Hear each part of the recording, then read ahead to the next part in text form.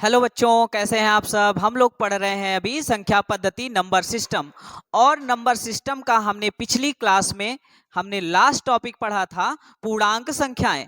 Last topic हमने पढ़ा था पूर्णांक संख्याएं और आज हम शुरू करने वाले हैं पूर्ण संख्याएं, जिन्हें हम बोलते हैं होल नंबर। क्या बोलेंगे? Whole number. ठीक है, तो सबसे पहले समझ लेते हैं होल नंबर क्या होता है।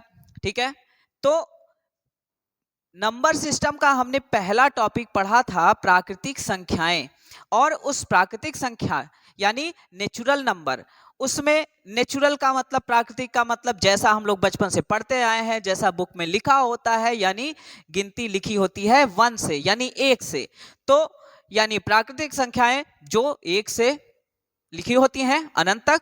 तो अब उन्हीं प्राकृतिक संख्याओं में जीरो को भी शामिल कर लेने पर, उनको ऐड कर लेने यानी जीरो को भी शामिल कर लेने पर वो नंबर हो जाते हैं पूर्ण संख्या, होल नंबर। जैसे हमने लिखा है 1 लिखा है, 2 लिखा है, 3, 4 डॉट डॉट डॉट, और इसी के साथ जैसे ही हमने जीरो को ऐड किया और ये हमारा बन जाता है होल नंबर, पूर्ण संख्या। तो उम्मीद करते हैं समझ में आ गया होगा। और चलते हैं हम लोग अपने नेक्स्ट टॉपिक पे। और नेक्स्ट टॉपिक है हमारा भाज्य संख्याएं यानी कंपोजिट नंबर। तो अब सबसे पहले भाज्य संख्याएं क्या होती हैं? तो ऐसी संख्याएं ऐसी संख्याएं जो एक से और अपने आप से विभाजित होने के अलावा, यानी एक से विभाजित हो और उसके अलावा और अपने आप से, उसके अलावा अगर किसी दूसरे और नंबर से विभाजित हो रहा है यानी कट रहा है, तो वो संख्याएं हमारी होती हैं भाज्य संख्याएं और इसको हम बोलेंगे कंपोजिट नंबर। ठीक है, जैसे हमने लिखा है 8 लिखा है, 5 लिखा है, 7 लिखा है, 9 लिखा है, ये हमारे नंबर्स हैं। अब इसी में एक नंबर और ले लेते हैं, हम नंबर ले लेते हैं 12। ठीक है, अब इसमें हम सबसे पहले देखेंगे, देखो हमने कहा क्या भाज्य संख्याएं क्या होंगी कि जो नंबर एक से और अपने आप से कटने के बाद किसी और नंबर से भी विभाजित हो जाए, वही संख्याएं होंगी भाज्य संख्याएं। तो सबसे पहले तो हम देखेंगे 8 जो है 1 से विभाजित हो जाएगा, कट जाएगा, यानी 1 8 जा 8 होता है, यानी एक एक अट्ठे 8, और 8 यानी स्वयं से भी 8 से भी विभाजित हो जाएगा, 8 एक कम 8। अब इसके अलावा एक और स्वयं के अलावा ये किसी और दूसरे नंबर से भी विभाजित होगा, जिसको हम बोलेंगे क्या? देखो यहाँ पे 2 से हो जाएगा, 2 4 जा 8, और ये किससे हो जाएगा 4 2 जा 8, यानी ये एक और स्वयं के अलावा दो नंबर से और ये विभाजित हो रहा है, इसलिए ये वाला नंबर हमारा क्या है? भाज्य संख्या है। ठीक है, अब आते हैं, मान लेते हैं, यहाँ पे लेते हैं 7 को। 7 जो है 1 से डिवाइड हो जाएगा, अपने आप से भी डिवाइड हो जाएगा, लेकिन अब इसके बाद ये किसी और नंबर से विभाजित नहीं होगा। ठीक है, ये 7 किसी और नंबर से, किसी और डिजिट से विभाजित नहीं होगा, कटेगा नहीं, तो ये हमारा भाज्य संख्या नहीं है। ठीक है, तो और एक नंबर और 12। अच्छा, इधर एक 9 भी देख लेते हैं। 9 जो है 1 से हुआ, 1 से विभाजित हुआ, और इधर क्या हो गया? ये 9 से यानी अपने आप से भी कट गया, लेकिन इसके बाद ये जो नंबर है 3 से और विभाजित होगा, 3 से यानी 3 3 जा 9, 3 3 9 होता है। ठीक है, तो ये नंबर भी एक और स्वयं के अलावा किसी दूसरे नंबर से कट रहा है, ये वाली संख्या हमारी भाज्य संख्या होगी। आते हैं 12 पे। 12 जो है 1 से कट जाएगा, 12 से विभाजित हो जाएगा, इसके अलावा ये 3 से और 4 से भी विभाजित होगा, 6 से भी विभाजित होगा, तो ये वाला नंबर हमारा क्या है? भाज्य संख्या। ये नंबर हमारा हो जाएगा भाज्य संख्या। उम्मीद करते हैं ये हमारा भाज्य संख्या कंपोजिट नंबर आपको समझ में आ गया होगा। ठीक है, चलते हैं अब हम लोग नेक्स्ट टॉपिक पे। तो भाज्य संख्या के बाद अब हमारा अगला टॉपिक है अभाज्य संख्या। ठीक है, जिसको हम बोलेंगे प्राइम नंबर। क्या बोलेंगे? Prime number. तो सबसे पहले समझ लेते हैं होता क्या है अभाज्य संख्या। ठीक है, तो अभाज्य संख्या जो संख्याएं एक से और अपने आप से विभाजित हो जाएं, उसके अलावा किसी दूसरे नंबर से विभाजित ना हो, वो संख्याएं होती है हमारे प्राइम नंबर यानी अभाज्य संख्याएं। अब इसको हम बोलेंगे कैसे कि जो संख्याएं एक से और अपने आप से कट जाएं लेकिन किसी और दूसरी संख्या से विभाजित ना हो, ऐसी संख्याएं क्या होंगी हमारे अभाज्य संख्याएं यानी प्राइम नंबर्स। ठीक है, समझ में आ गया? ठीक है, अब एग्जाम्पल देख लेते हैं इसका। क्या हो जाएगा, जैसे हमने नंबर ले लिया क्या 3, ठीक है, 5, 7, ठीक है, 9, 11 और 13, 12, 15, 17, इस तरीके से हमने नंबर ले लिए। ठीक है, ये हमारा क्या है एग्जाम्पल है, एग्जाम्पल। ठीक है, अब यहां पे देखो हमने कहा कि जो संख्याएं एक से और अपने आप से कट जाए लेकिन किसी और संख्या से ना कटे वो अभाज्य। और उसके पहले क्या बताया कि जो संख्याएं एक से कट जाए अपने आप से कट जाए इसके अलावा भी किसी दूसरे नंबर से भी कट रहा हो वो संख्याएं भाज्य। ठीक है, तो अब यहाँ पे देखेंगे हम कि ये जो 3 है 1 से कट जाएगा यानी एक तिहैया क्या होता है 3 और 3 से भी कट जाएगा 3 एक कम 3। ठीक है, ये एक से भी कट जाएगा 3 से। अब ये इसके बाद किसी तीसरे नंबर से कटेगा नहीं कटेगा। ठीक है, अब उसी तरीके से देखते हैं 5 5 जो है वो 1 से विभाजित हो जाएगा और 5 से हो जाएगा लेकिन इसके बाद किसी दूसरे नंबर से नहीं होगा, किसी दूसरे नंबर से नहीं होगा। ठीक है, तो ये भी क्या हो जाएगा अभाज्य हो जाएगा। 7 भी उसी तरीके से है। 9 को देखते हैं, 9 को हमने बताया एक से तो कट ही जाएगा और किससे कटेगा 9 से कट जाएगा, एक से कट जाएगा और अपने आप से कट जाएगा। इसके बाद ये 3 से भी कट रहा है तो ये हमारा जो है 9 जो है ये हमारा क्या प्राइम नंबर नहीं है, ये क्या है हमारा ये भाज्य संख्या है। ठीक है, ये क्या है भाज्य संख्या है। ठीक है, उम्मीद करते हैं समझ में आ गया होगा। ठीक है, नेक्स्ट है हमारा टॉपिक,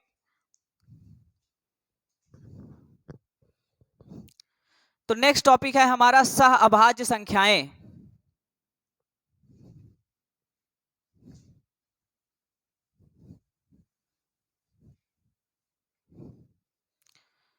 ठीक है, नेक्स्ट क्या देखते हैं हम लोग, नेक्स्ट टॉपिक है हमारा सह अभाज्य संख्याएं को प्राइम नंबर। क्या बोलेंगे, अभी प्राइम नंबर हम लोग पढ़ रहे थे अभाज्य संख्या, अब को प्राइम को मतलब साथ यानी सह, तो यहाँ पे क्या हो जाएगा सह अभाज्य संख्याएं को प्राइम नंबर। तो को प्राइम नंबर क्या होता है, दो संख्याओं के ऐसे जोड़े, क्या दो संख्याओं के ऐसे जोड़े जिनका मासा एक हो, जिनका मासा एक हो यानी HCF उनका 1 हो। फिर से समझ लेते हैं कि ऐसी संख्याएं जिनका मासा एक हो, ठीक है, दो संख्याओं के ऐसे जोड़े जिनका मासा HCF 1 हो तो वो संख्याएं क्या होती हैं सह अभाज्य संख्याएं होती हैं। ठीक है, तो जैसा पहला हम लोग देख लेते हैं 3 है 4 है, ठीक है, 5 है 6 है, ठीक है, और 11 है और 13 है, ठीक है, और इसके बाद देखते हैं 16 है और 11 है।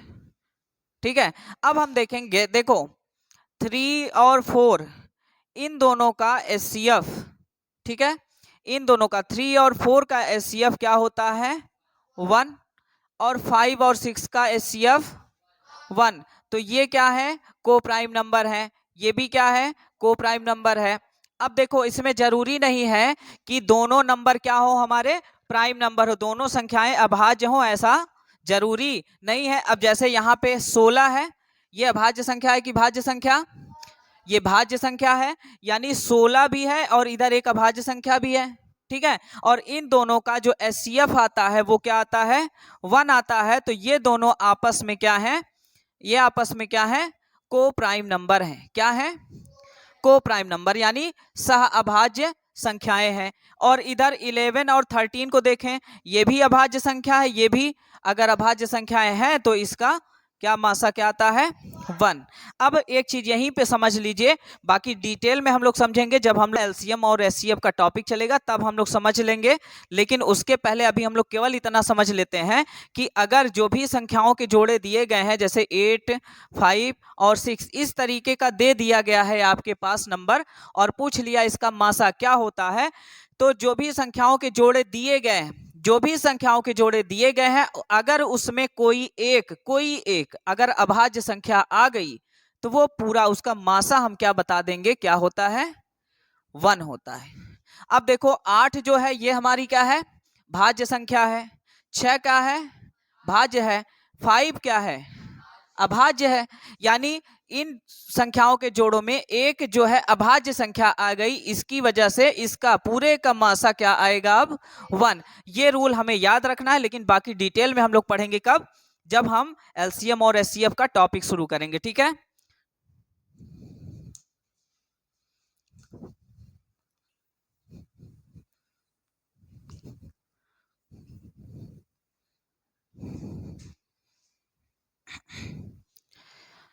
तो नेक्स्ट टॉपिक है हमारा परिमेय संख्याएं।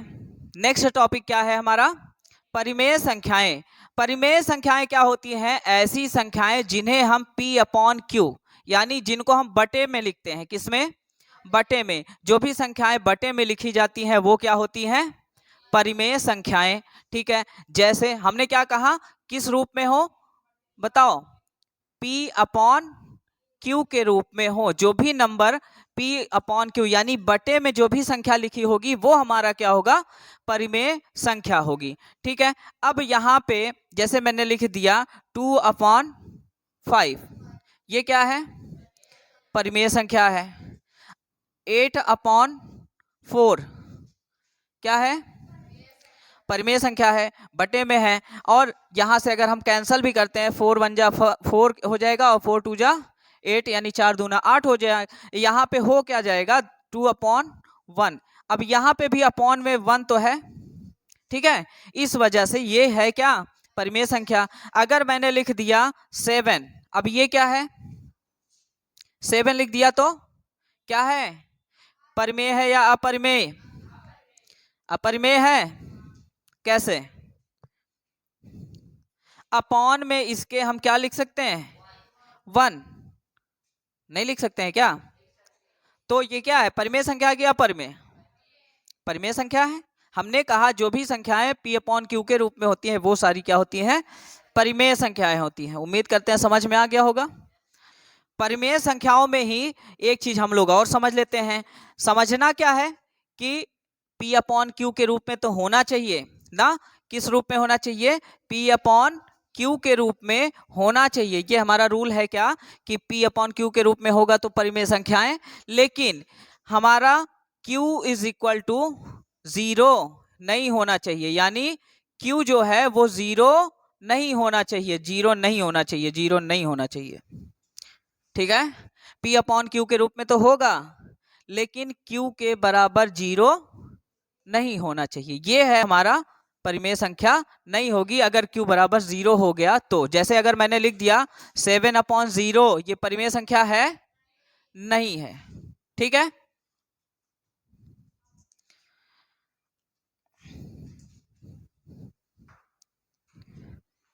अब यहीं पे एक चीज हम लोग और देख लेते हैं, अगर कोई संख्या, अच्छा पहले परिमेय अपरिमेय संख्या हम लोग समझ लेते हैं, वहां से फिर ज्यादा अच्छे समझ में आएगा।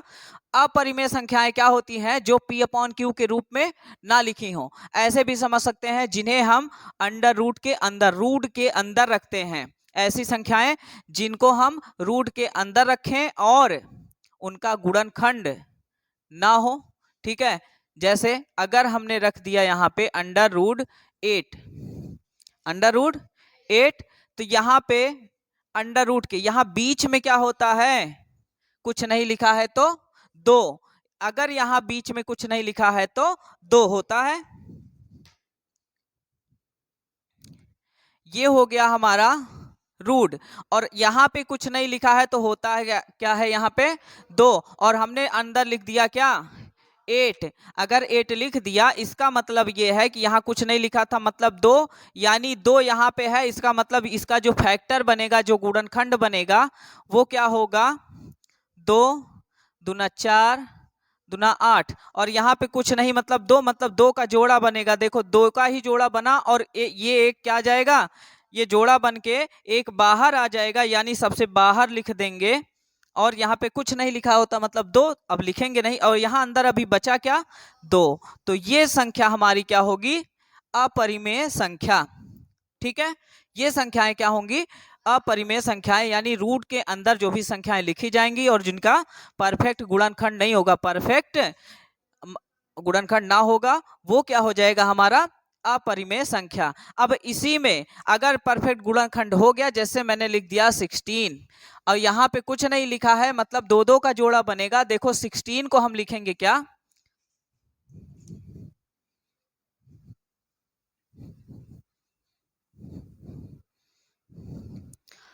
देखो 16 यहाँ पे लिखा हमने 16 और यहाँ पे कुछ नहीं है, मतलब 2 है।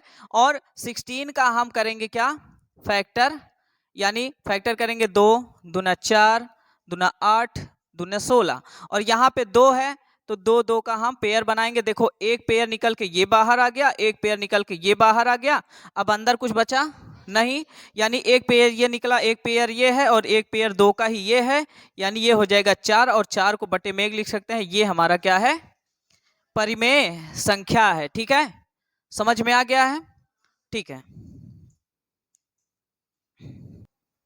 अच्छा एक काम करते हैं, ये जो है इसको हम लोग पढ़ते हैं कब है, जब हम लोग कैलकुलेशन पढ़ने लगेंगे, फास्ट ट्रिकी कैलकुलेशन। ठीक है, जब हम लोग कैलकुलेशन का ट्रिक पढ़ेंगे उसमें हम लोग पढ़ लेंगे ये चेक करने का तरीका।